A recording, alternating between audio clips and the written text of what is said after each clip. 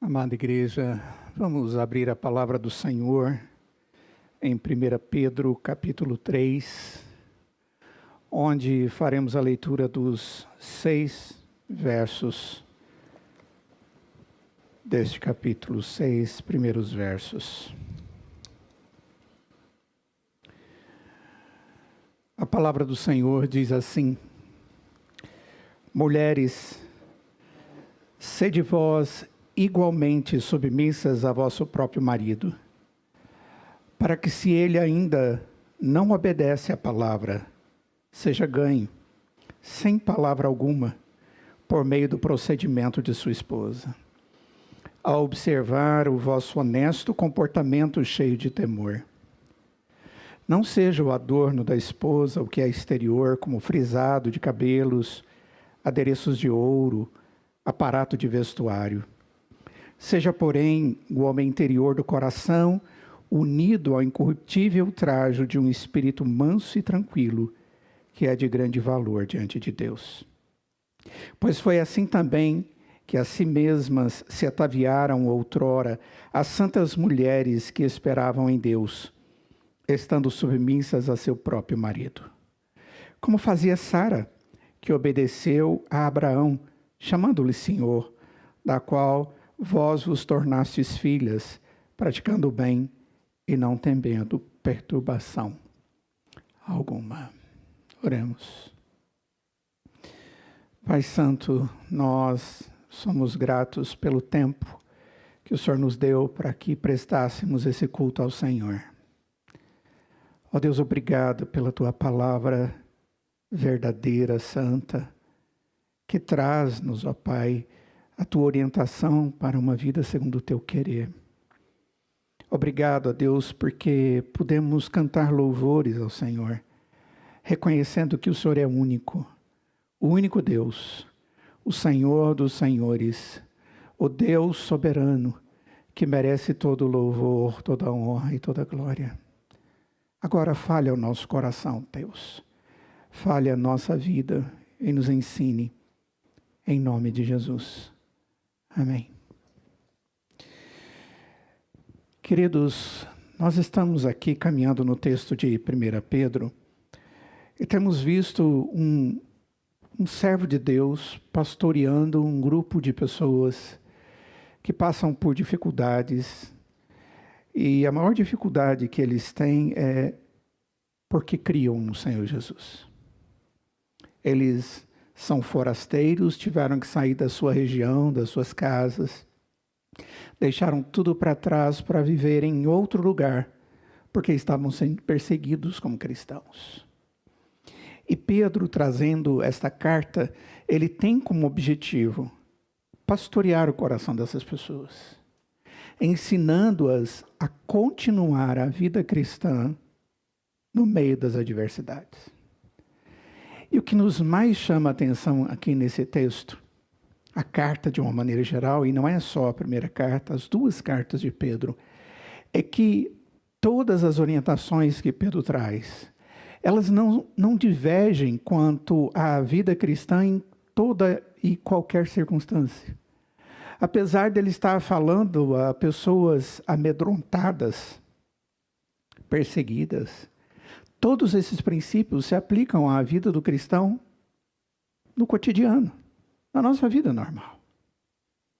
Se aplica a mim, se aplica a você.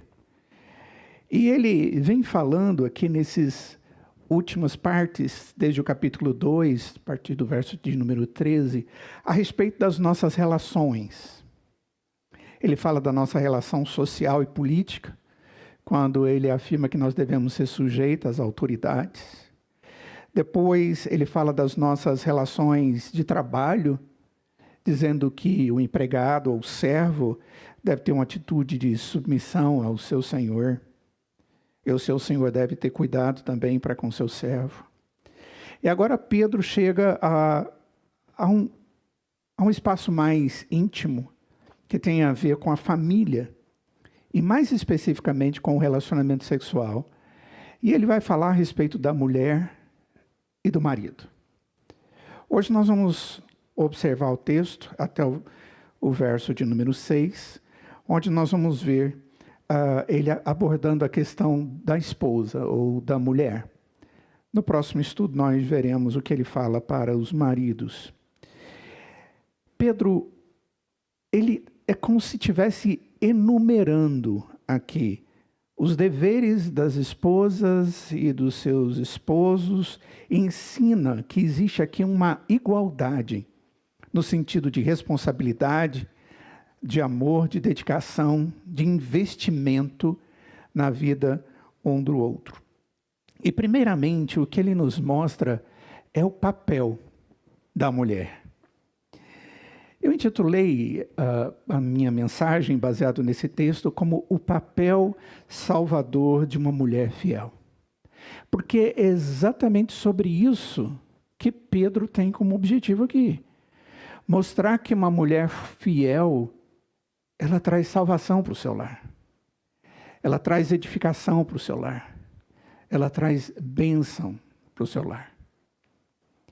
E eu creio que é tudo que uma mulher que é serva de Deus quer ser dentro do seu lar.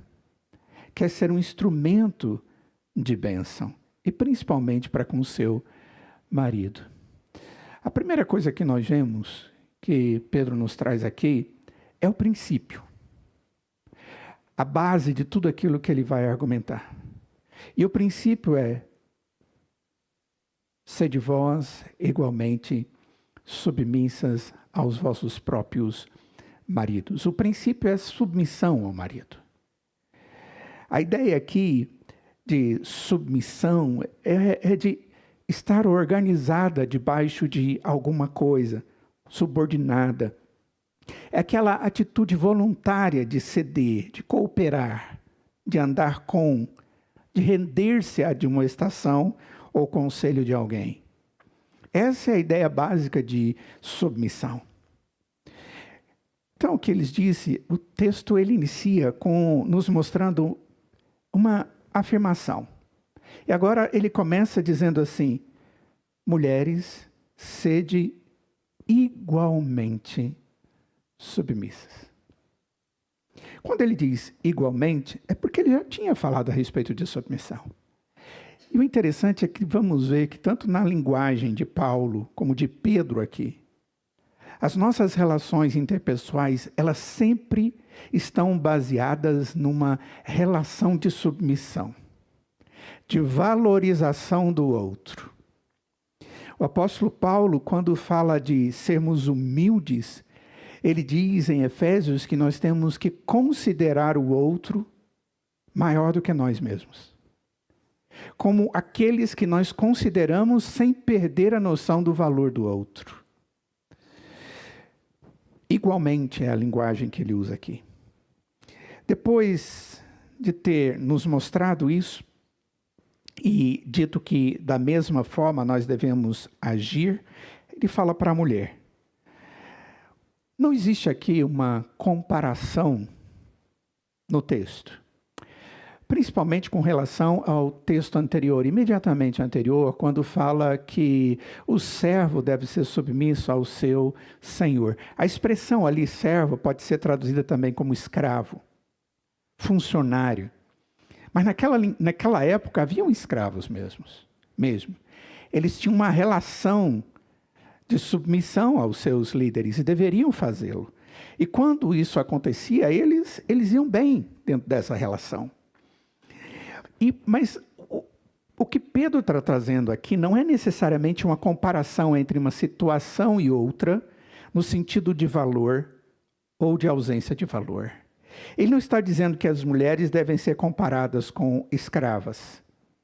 Pelo contrário, Pedro enumera as categorias de pessoas. Primeiro ele fala de autoridades e como os crentes agem com as autoridades. Depois ele fala dos servos com seus superiores. E agora ele fala de esposas. Depois ele vai falar dos maridos.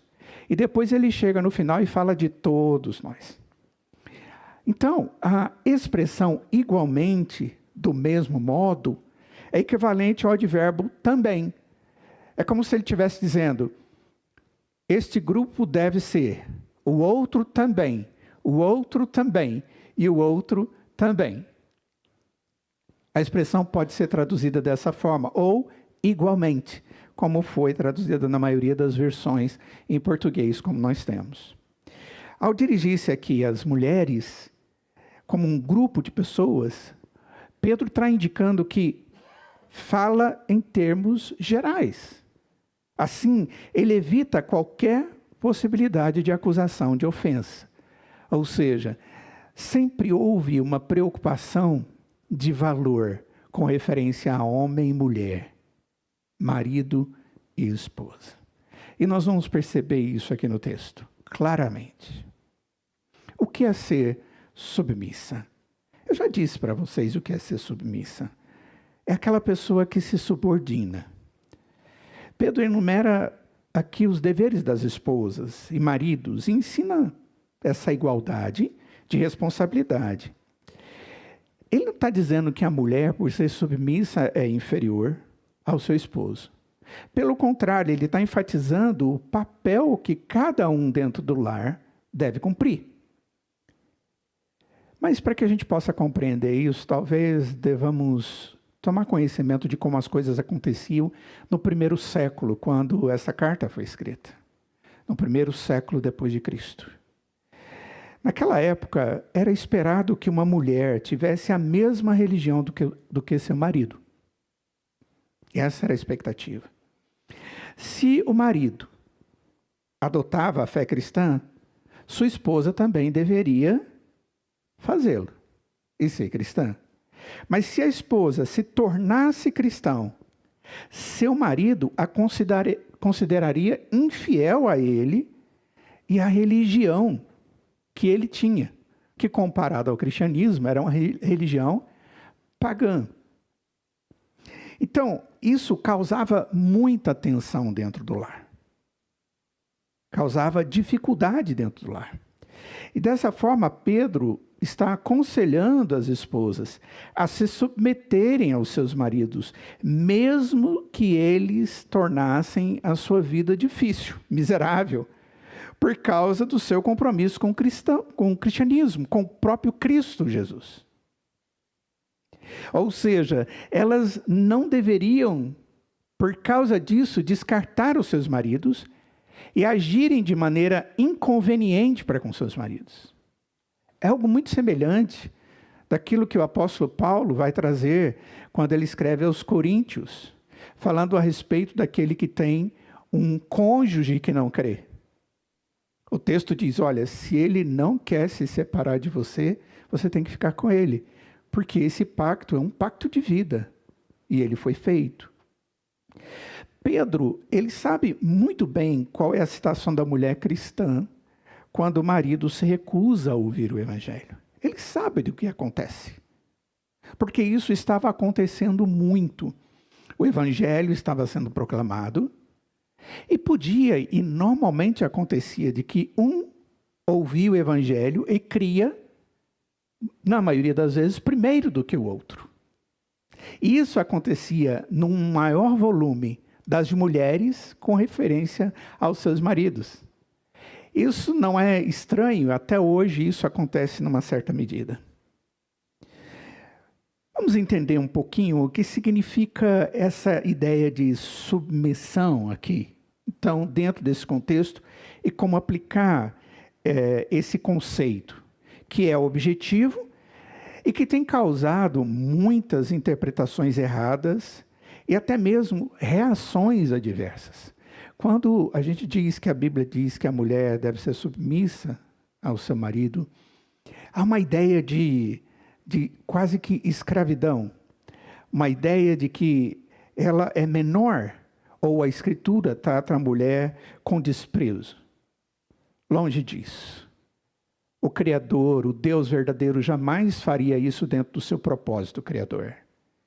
Ele não tem essa intenção. A Escritura, quando Deus cria o homem e a mulher, diz que ambos foram criados conforme a sua imagem e semelhança. Ambos têm os mesmos valores e têm as mesmas responsabilidades diante de Deus. Mas existe uma diversidade de responsabilidades dentro das suas relações. E aqui, o que está sendo tratado é a relação familiar. O apóstolo Paulo, quando fala a respeito da submissão, em Efésios capítulo 5, verso 22, ele diz: sujeitai-vos a vosso marido.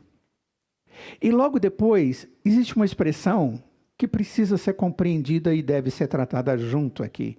Ele diz: sujeitai-vos a vosso marido como ao Senhor.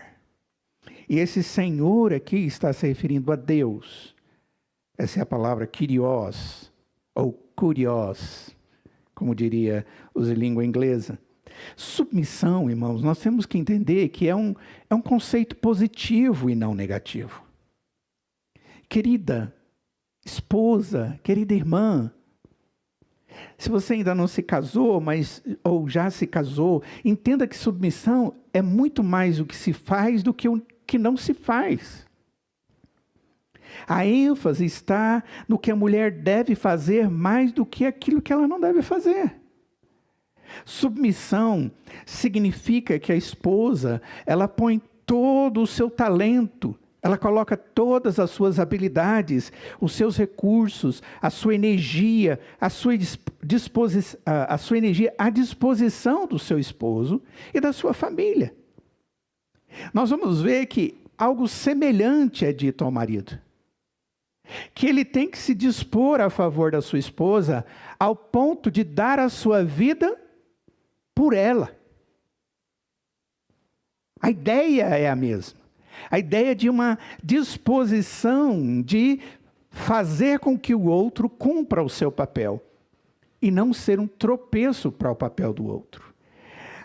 A submissão, ela significa que a mulher, ela vê a si mesma, a esposa, dentro do convívio com o seu marido, como parte de um time, no qual tem o seu marido.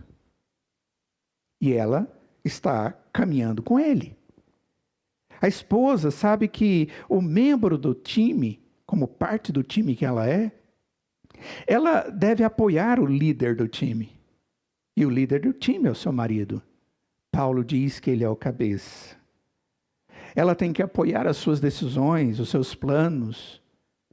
Caso contrário, queridos, haverá crise. Caso contrário, cada um vai andar numa direção. Não haverá progresso, mas uma grande confusão e uma grande frustração. É exatamente esse tipo de contexto que nós temos visto na sociedade contemporânea. Casais completamente perdidos nas suas responsabilidades individuais, ao ponto de intrometerem um no lado do outro, nas responsabilidades uns do outro, mas ao mesmo tempo cobrar do outro aquilo que ele deveria fazer.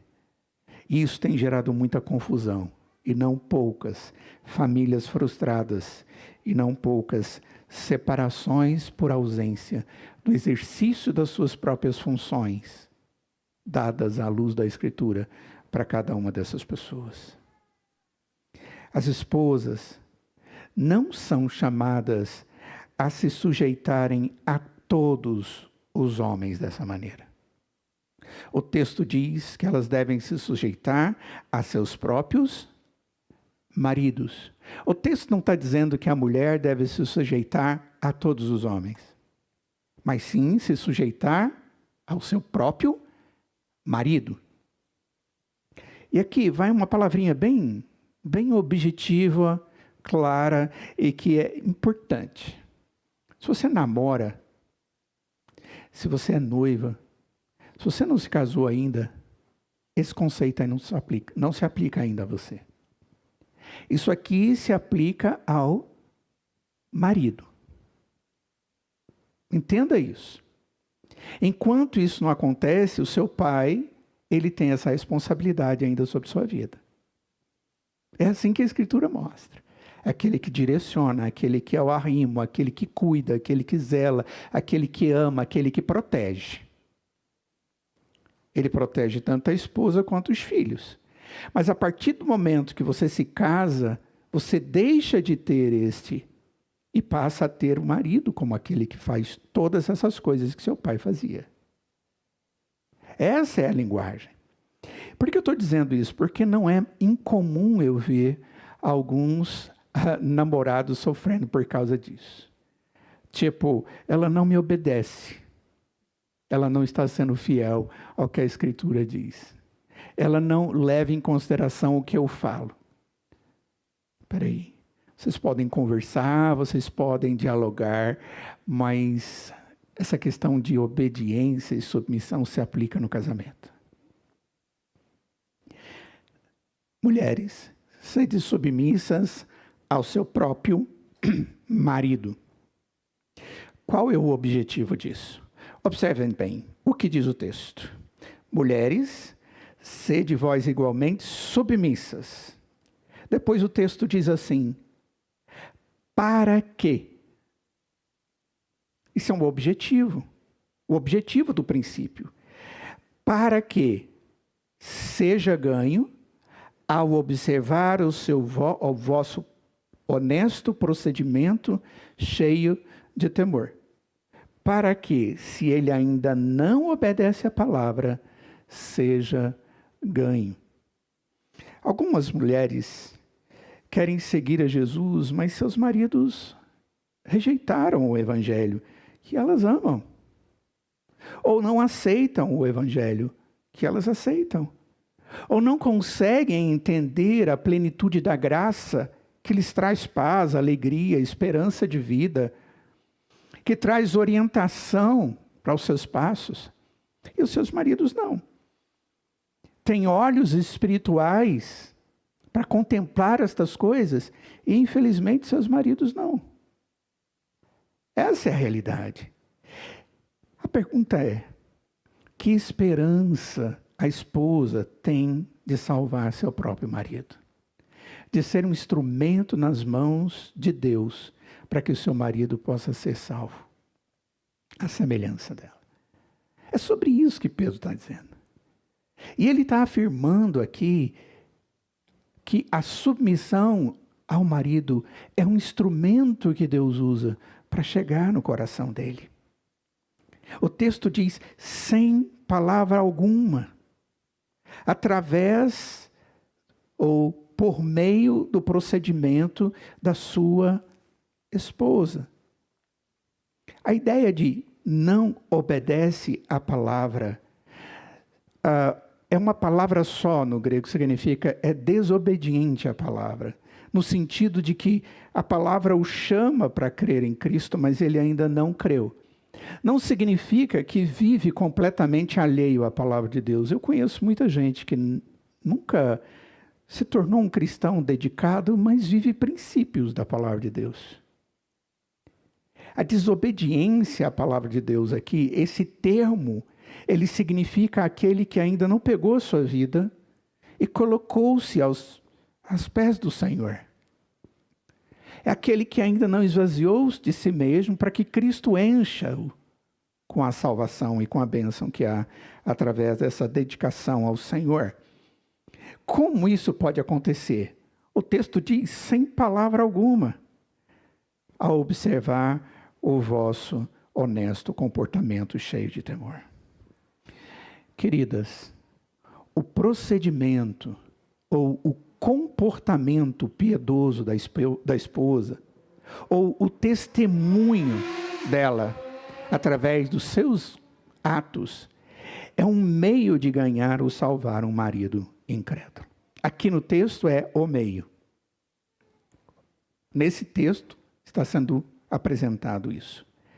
A mesma palavra para comportamento que nós estamos vendo aqui, que no texto aí fala procedimento, depois diz comportamento. Observem bem no verso 2. Verso 1 é procedimento, depois no verso 2 é comportamento. É a mesma palavra. Ou conduta, é a mesma palavra. Essa mesma palavra é também usada em 1 Pedro capítulo 2, verso 12. Quer ver? Dá uma olhadinha aí. 1 Pedro 2,12. Olha só o que Pedro diz: mantendo exemplar o vosso procedimento no meio dos gentios, para que naquilo que falam contra vós outros, como de malfeitores, observando-vos em vossas boas obras, vos glorifiquem a Deus no dia da visitação, mantendo exemplar o vosso procedimento no meio dos gentios. É a mesma palavra. Agora o texto está dizendo que as mulheres devem ter um bom procedimento, um honesto comportamento, que aponta e que mostra que ela tem um temor grande diante do Senhor, cheio de temor. Não é uma atitude de alguém que não ama a Cristo, mas é uma atitude que demonstra Cristo no seu coração. O princípio aqui é muito claro. A mesma palavra para observar também é usada aqui nesse texto para nos mostrar que não tem uma forma melhor para testemunharmos do que essa.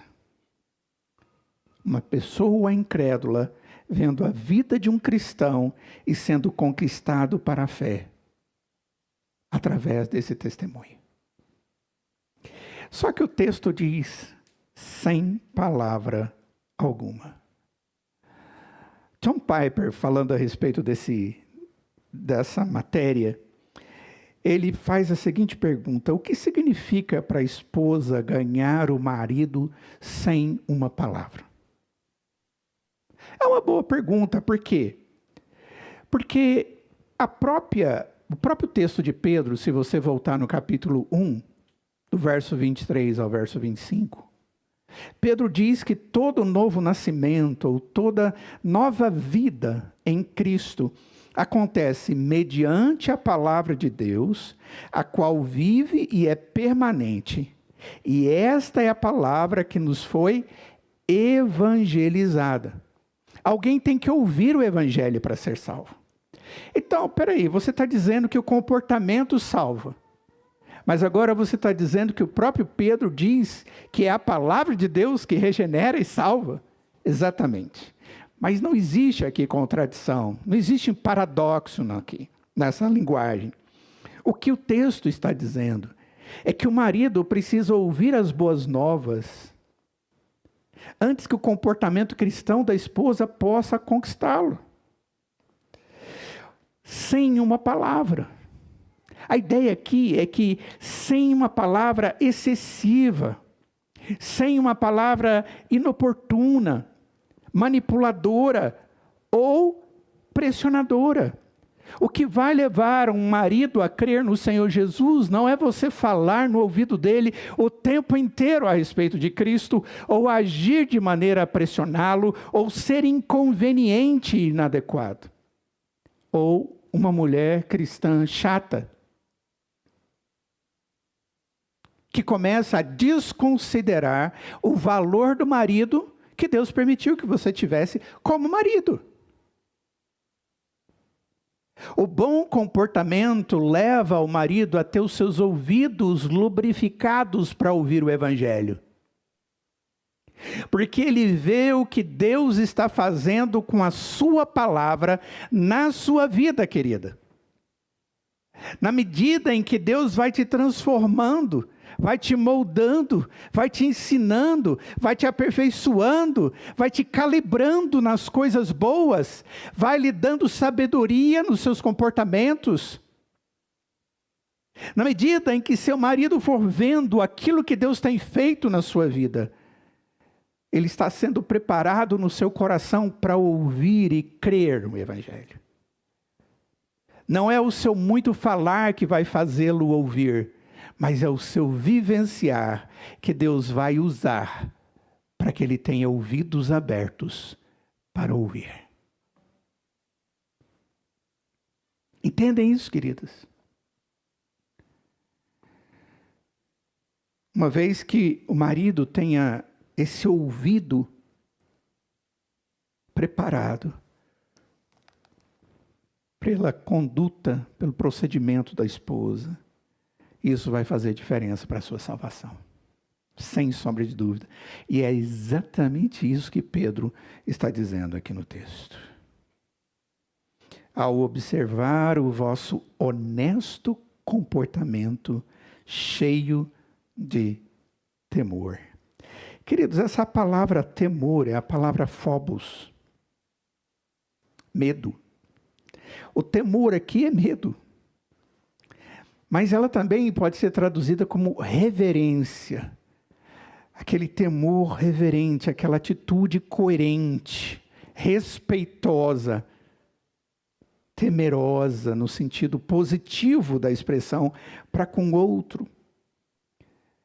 A esposa, quando ela tem esse procedimento moldado por Deus para com seu esposo, cheio de temor, uma atitude respeitosa,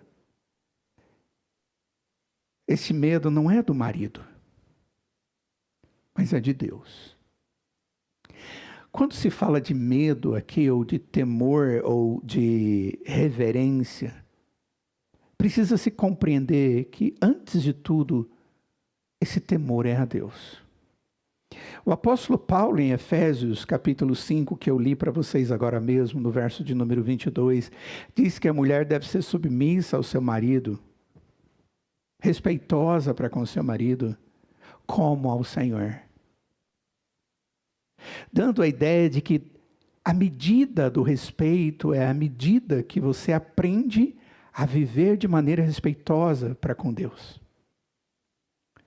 1 Pedro, capítulo 1, verso 17, diz assim: portai-vos com temor durante o tempo da vossa peregrinação. É a mesma ideia. Portai-vos reverentemente. Tratai todos com honra. Amai os irmãos. Temei a Deus. Honrai o rei. Servos, sede submissos com todo temor ao vosso Senhor. O maior medo de uma esposa piedosa seria desagradar seu mestre supremo. Seu mestre supremo não é o seu marido. O seu mestre supremo é o Senhor.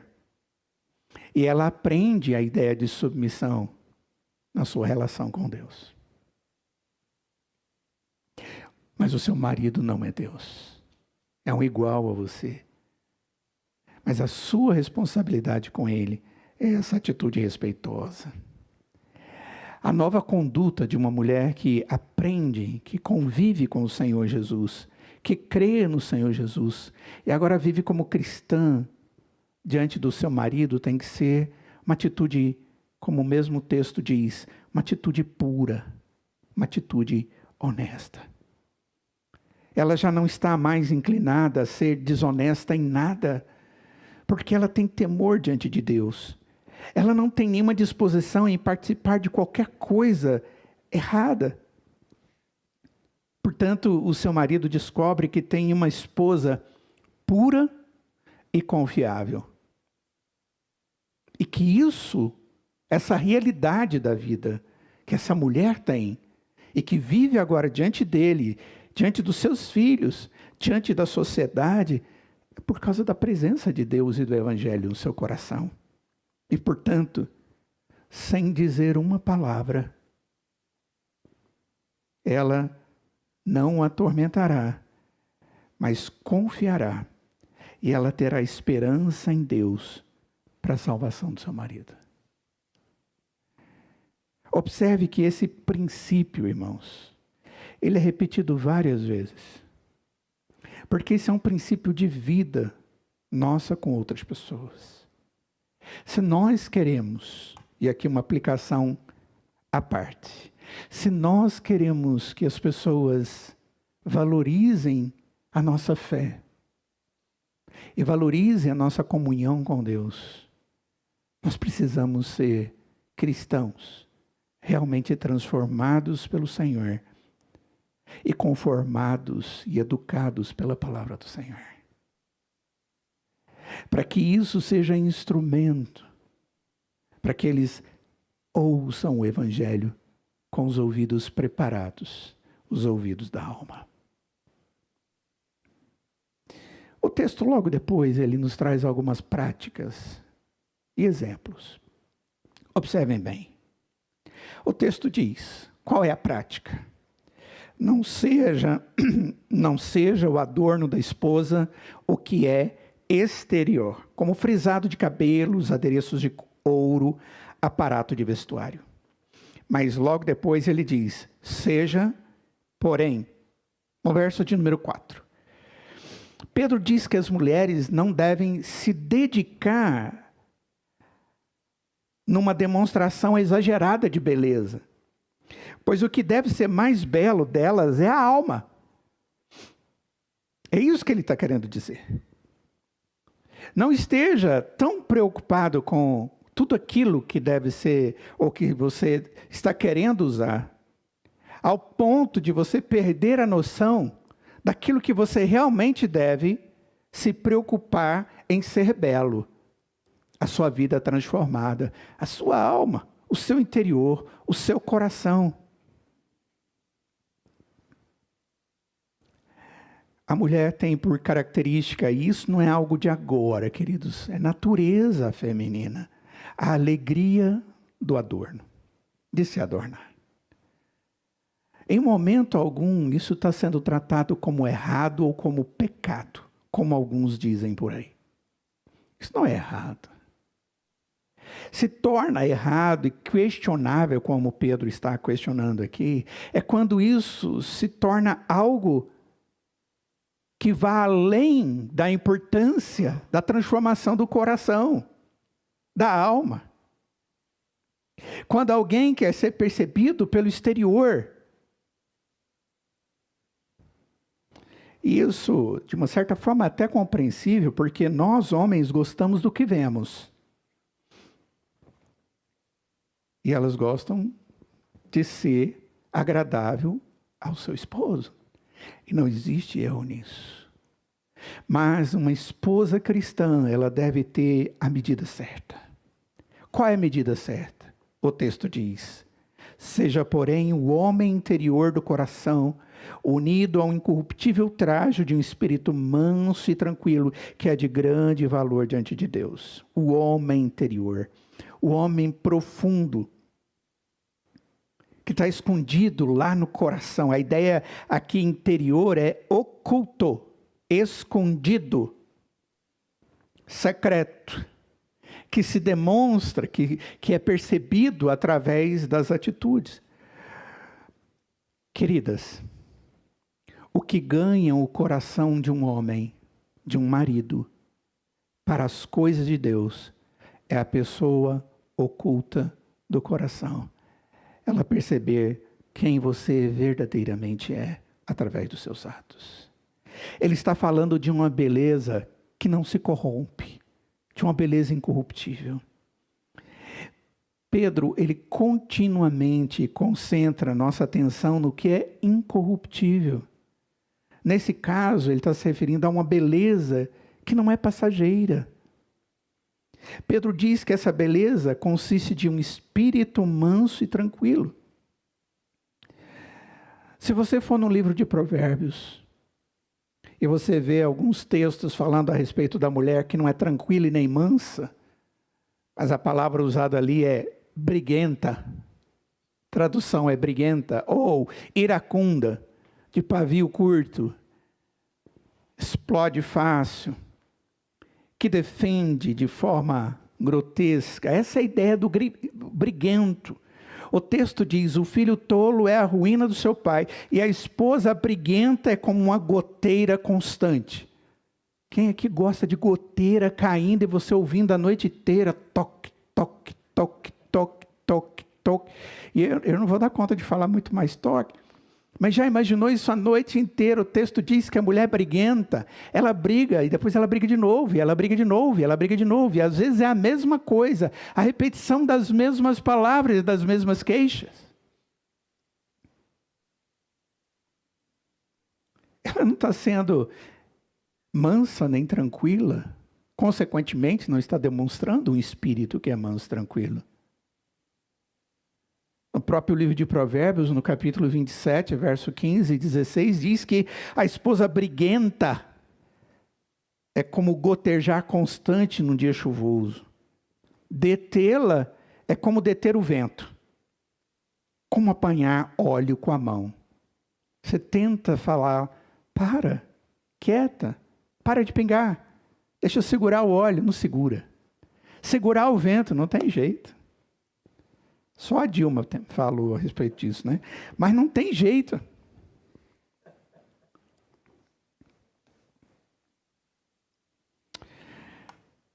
A grande verdade, queridas, é que Deus usa abundantemente a sua vida como bênção para o seu marido. Mas na medida em que você realmente é uma mulher espiritual, na medida em que você é verdadeiramente uma mulher segundo o coração de Deus. Nós enfrentamos muitos problemas nos dias contemporâneos. Eu me refiro, por exemplo, aos abusos constantes e crescentes contra a mulher. Uma das maiores calamidades dos nossos dias é exatamente essa. É como se fosse uma epidemia do abuso sofrido pelas mulheres, pelas esposas. Isso é terrível. Mesmo no nosso país, tendo uma lei extremamente dura a respeito desse assunto, nós continuamos vendo coisas absurdas, terríveis. Mulheres que apanharam do marido, já tiveram no meu gabinete. Mulheres crentes, me procuraram sem saber o que fazer. E eu lhes disse que elas deviam chamar a polícia imediatamente se isso acontecesse. Porque em lugar nenhum a Escritura diz que um marido pode bater na sua esposa ou agir com violência para com ela. Nunca. O lugar de um homem desse tipo é a cadeia, onde ele não tem como bater em mulher ou mulheres e crianças. Esse é um princípio tão comum que a nossa própria lei define isso. Uma beleza incorruptível, ela se expressa num espírito manso e tranquilo, mas isso não significa que a mulher esteja proibida de expressar sua opinião quando é necessário. Isso é muito importante que entendamos. O que Pedro está dizendo aqui, amados, é que um espírito manso não é um espírito tempestuoso. Jesus foi o homem mais forte que jamais viveu. Poderoso, grandioso, criador dos céus e da terra e sustentador de todas as coisas pelo poder da sua palavra. Mas a Escritura diz que ele era adornado com um espírito manso e tranquilo. Pedro diz que esse tipo de espírito é muito precioso aos olhos de Deus. Não se trata apenas de um espírito capaz de levar um homem à verdade de Cristo, mas é também algo precioso para Deus. E esse deve ser o seu primeiro alvo, irmã. Ser preciosa para Deus. Deus é o único que consegue enxergar com uma visão perfeita o que existe dentro do seu coração. E se existe ali um espírito manso e tranquilo, ele vê a beleza da sua alma, beleza que nenhum homem pode visualizar, o Espírito de Deus pode. E o texto no verso 4 diz que é de grande valor diante de Deus. Queridos, o verdadeiro cristão não preocupa em primeiro lugar por aquilo que agrada as pessoas, mas pelo que é correto e agradável perante Deus. E quando nós vivemos assim, nós vamos agradar os demais. Os verdadeiros cristãos que são guiados pela palavra de Deus, pela Bíblia, se preocupam em agradar a Deus, porque Deus é o centro, Deus é o objetivo, a vida dele é cristocêntrica e tudo é para a glória do Senhor. A conduta correta perante Deus é o objetivo principal de todo cristão e deve ser também o que é o melhor na convivência do marido e da mulher. Deus se agrada da esposa que é submissa a Ele, a Deus, e como consequência, e aprendendo com Deus, sabe viver de maneira submissa ao seu próprio marido. O texto nos traz alguns exemplos disso. O texto diz: foi assim também que a si mesmos se ataviaram outrora as santas mulheres que esperavam em Deus. As santas mulheres, diz o texto, se ataviaram. As mulheres de comportamento santo, isso são santas mulheres, dedicadas e fiéis a Deus, e consequentemente dedicadas aos seus maridos. Elas se adornaram, elas se embelezaram com as suas atitudes, antes que com adornos materiais. Isso não quer dizer que existe erro, e eu já disse para vocês, em cuidar-se e se embelezar. Mas sim, que isso não é prioridade. Essas santas mulheres, diz o texto, elas esperavam em Deus. Está vendo aí no verso 5? Elas esperavam em Deus. Elas se adornavam com as coisas certas e elas esperavam em Deus. Como que elas esperavam em Deus? Estando submissas a seu próprio marido. Elas faziam o que Deus quer que elas façam. Sejam submissas, sejam aquelas que têm o seu papel. E nós vimos que não tem a ver com valor, nada disso, mas tem a ver com função, de cooperadora, daquela que anda com, que edifica com. Ela tem que viver isso. Porque, queridos, quem pode mudar o coração de uma outra pessoa jamais será você. Nós não transformamos o coração do nosso cônjuge. O texto diz que essas santas mulheres que devem ser copiadas, elas esperavam em Deus. Entender que a atitude de obediência ao princípio da submissão da esposa não salva o seu marido, mas é usado por Deus como um testemunho de sua presença eficaz na sua vida. Pensam que grande bênção, amadas, é poder ser instrumentos nas mãos de Deus para salvar alguém que nós amamos. Nós temos pessoas transformadas por Deus, ao ponto de Deus ser visto na nossa vida, e toda a sua graça ser percebida na nossa vida, e toda a sua verdade ser reconhecida na nossa prática, ao ponto de sermos instrumentos nas mãos de Deus para que alguém ouça o Evangelho e creia em Cristo. E quem sabe lá na frente, esse marido dizer: minha esposa foi minha maior motivação. Deus usou a minha esposa para me trazer até Ele.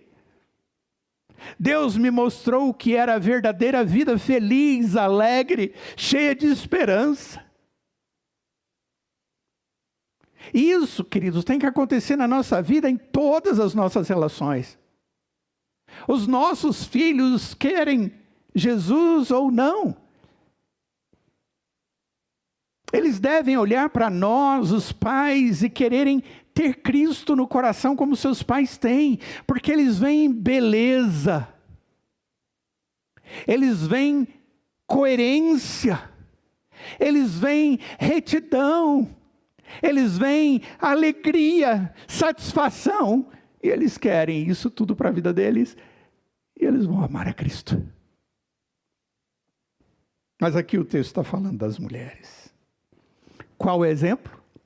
O exemplo é uma mulher chamada Sara. Olha só, o verso 6 diz: como fazia Sara, que obedeceu a Abraão, até mesmo chamando-lhe Senhor, que era muito comum naquela época, da qual vós vos tornastes filhas. Sara obedeceu. A ideia aqui é que Sara acompanhou, a ideia de obedecer é acompanhou, ela seguiu a Abraão. E eu fico pensando, ela seguiu o quê?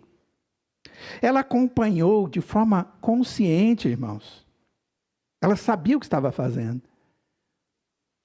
Ela foi para o caminho que Abraão foi. E Deus chegou para Abraão e diz: vamos para Harã. Ixi, é outra região, nós nunca fomos lá. Ela não chegou no Abraão e diz: ei, que isso, cara, ficou louco? Vou largar tudo aqui, Deus disse que é para a gente ir, nós vamos. Ela fez a malinha dela e foi embora com ele. E olha que era uma marinha grande, porque ele já tinha muitas posses. E foi para a terra que Deus pretendia mostrar para ele. Irmãos, só mulheres santas que esperam em Deus estarão dispostas para esse tipo de risco de fé. Sara chamou o Senhor, isso significa reconheceu o papel de liderança de Abraão no matrimônio. Para Sara, isso representou uma forma de expressar a sua consideração pelo seu marido. Depois, no verso 7, quando for falar sobre marido, nós vamos ver que existe uma demanda do homem crente também que deve conceder honra à sua esposa. Concluindo, irmãos, o texto diz: da qual vós vos tornastes filhas, praticando o bem e não temendo perturbação nenhuma. Sara é a mãe espiritual de todas as mulheres cristãs. Essa é a ideia que está aqui. Da mesma forma que Abraão é o pai de todos os crentes, nós vamos ver vários textos bíblicos que dizem isso. Isaías 51, em Romanos 4, em Gálatas capítulo 3, em Hebreus 2, todos eles falam dessa paternidade, dessa maternidade de Abraão e de Sara. Aqui Pedro declara um fato: as mulheres são e não vão se tornar filhas de Sara. Ele está dizendo: olha, aquelas que creem são como filhas de Sara, são crentes como ela. Sara é a mãe espiritual das mulheres crentes, como Abraão é de todos nós homens. As mulheres cristãs, irmãs, são vocês e devem depositar sua confiança em Deus e enfrentar as dificuldades. Por isso que o texto diz aqui: praticando o bem e não temendo perturbação alguma. Só mulher mesmo para conseguir fazer isso. Abençoada por Deus. As mulheres cristãs, elas têm que depositar sua confiança em Deus, para elas poderem enfrentar dificuldades e o medo com segurança e com calma. Eu fiz casamentos demais na minha vida e preparei muita gente para casamento. Muita gente. E uma coisa que era muito comum na preparação do casamento era a insegurança que acontecia no coração das mulheres quando o casamento estava chegando. Não que elas não amavam, não que elas não quisessem se casar, não que elas não tinham expectativa disso, pelo contrário. Mas o fato de não saber como tudo ia acontecer, a interrogação causava nelas um certo tremor. Mulher busca segurança. Ela busca segurança. É isso que ela quer no seu marido. Mas ela só vai encontrar isso de maneira plena em Deus. E no Senhor ela vai confiar. Quando os maridos descrentes tratam essas mulheres mal ou maltratam essas mulheres, elas vão ter que se colocar diante de Deus, porque esse Deus é o Deus que as protegerá da injúria e do perigo. Contudo, se houver perigos que você não pode dominar, que são maiores, lembre-se da bondade de Deus, através da justiça, que pode ser usada como instrumento de Deus também. E eu quero terminar falando de um problema nessa conclusão. E eu não poderia deixar de falar a respeito desse tema sem falar desse problema. E esse problema se chama, é um adendo, feminismo contemporâneo. Dr. Hernandes, pastor Hernandes Dias Lopes, citando R.C. Sproul, um grande expositor da palavra, ele fala sobre o momento feminista contemporâneo e sua discordância com as suas orientações ou com as orientações bíblicas. O movimento feminista, ele não é novo. Ele vem na esteira do liberalismo teológico. Se o machismo retira das Escrituras o que Deus concedeu às mulheres, o feminismo acrescenta o que Deus não outorgou às mulheres. Os machistas tentam tirar das mulheres o que não pode tirar. E as mulheres querem acrescentar às mulheres aquilo que Deus não deu. Essa é a realidade. De acordo com Sproul, desde o movimento feminista que varreu e até hoje assola o Ocidente, o machado ele tem sido colocado exatamente na raiz desse texto da Escritura, de 1 Pedro capítulo 3. Eles argumentam que a interpretação tradicional do texto tem sido controlada pela incurável atitude chauvinista que controla a mente dos eruditas. O movimento feminista quer libertar esse texto daquilo que elas chamam de tirania do domínio masculino. E argumentam ainda que tanto o ensino de Paulo em Efésios 5 sobre o casamento, como essas palavras aqui de Pedro, refletem apenas a cultura da época, daquele tempo. Não tem nada a ver com hoje. E por isso não pode ser aplicadas aos nossos dias. Irmãos, isso não é verdade. Deus constituiu o homem como cabeça da mulher. A Escritura diz isso. Isso não é inferioridade. É apenas funcionalidade. Uma vez que também Deus é o cabeça de Cristo e Cristo é coigual com o Pai. Da mesma essência, é Deus com o Pai. Coeterno, da mesma substância com o Pai. Ele não é mais, ele não é menos. A esposa, ela deve ser submissa ao marido como a igreja é submissa a Cristo, diz a Escritura. E isso não é desonra. Pois quanto mais a igreja obedece a Cristo, mais gloriosa essa igreja é. A submissão não é a privação de liberdade. Pois quanto mais a igreja é sujeita a Cristo, mais livre ela se sente.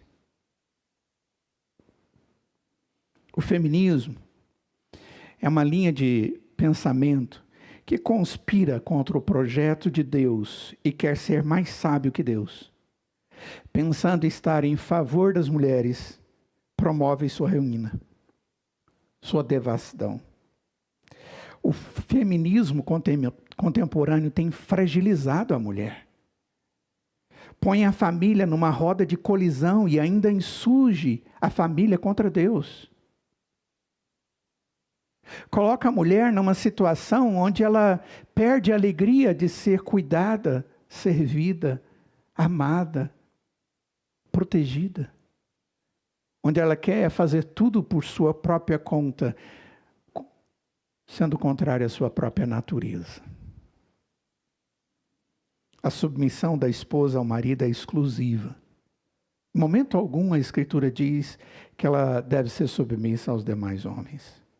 A mulher não se sujeita a qualquer homem, mas ao seu marido. A exclusividade e a fidelidade conjugal são exigidas apenas para os casados. Submissão não é questão de inferioridade, mas de funcionalidade. E lembre-se disso. Não é uma questão de gênero. Submissão não é uma questão de gênero e de valor por causa de gênero. Pedro não ensina que todas as mulheres devem ser submissas a todos os maridos.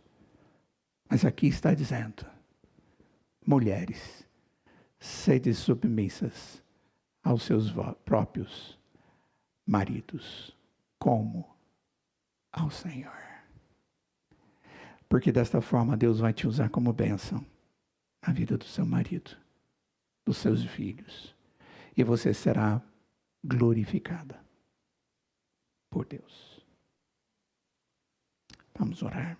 Vamos colocar de pé, queridos. Bondoso Deus, nós te agradecemos, Pai, pela vida das mulheres da nossa igreja que são esposas, pela bênção delas terem os seus maridos.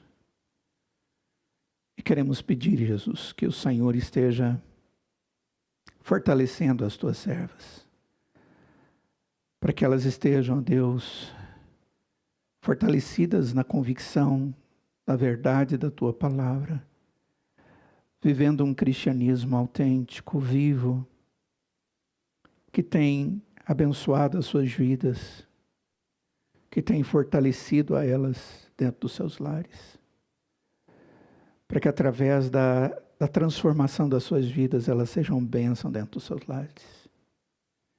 E se elas não têm maridos que creem no Senhor ainda, possam vir a crer através do seu santo procedimento. Fortaleça as tuas servas, ó Pai, e não permita que ensinamentos contrários à sua palavra esteja dando a elas alimento para se afastarem do teu querer. Fortalece as famílias da tua igreja, Pai. Fortalece-nos. Te imploramos por isso e desde já agradecemos em nome de Jesus. E imploramos que a graça do Senhor Jesus, que o amor de Deus, o Pai, que a comunhão e consolação do Santo Espírito de Deus esteja sobre cada um de nós hoje e para todo sempre. Amém.